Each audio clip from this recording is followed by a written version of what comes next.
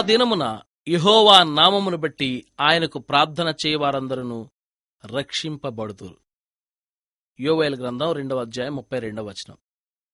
నా దేవుడు నేను చేసే అతి మెల్లని ఆర్తధ్వని కూడా ఆలకించేటంత దగ్గరగా ఉన్నప్పుడు నేను ప్రక్కింటి వాళ్ళ దగ్గరికి ఎందుకు పరిగెత్తాలి? ఆయనకే ఎందుకు నేరుగా మొర్రపెట్టకూడదు? నాకై నేను కూర్చొని పథకాలు అంచనాలు వేసుకోవడం దేనికి? ఏ గొడవ లేకుండా నన్ను నా భారాన్ని ఆయన మీద వేయడానికి అభ్యంతరం ఏమిటి? గమ్యం దగ్గరికి సరళ రేఖలో పరిగెత్తేవాడే సరైన పందిగాడు. అలాంటప్పుడు నేను అటూ ఇటూ పరిగెత్తడం దేనికి?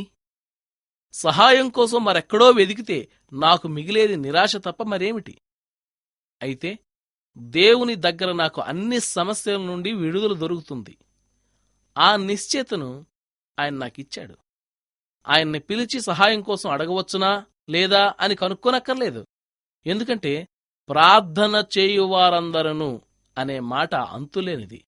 వారందరూ అనే దానిలో నేను కూడా ఉన్నాను. అంటే దేవుణ్ణి అడిగిన వాళ్ళు ఎవరైనా అందరికీ అది వర్తిస్తుంది. ఈ వాగ్దానాన్ని బట్టి ఇంత పెద్ద వాగ్దానం చేసిన మహిమగల దేవునికి వెంటనే ప్రార్థన చేసి సహాయం అర్థిస్తాను. నాకు క్షణాల మీద సహాయం అందాలి. ఎలా అందుతుందో నాకైతే అర్థం కావడం లేదు.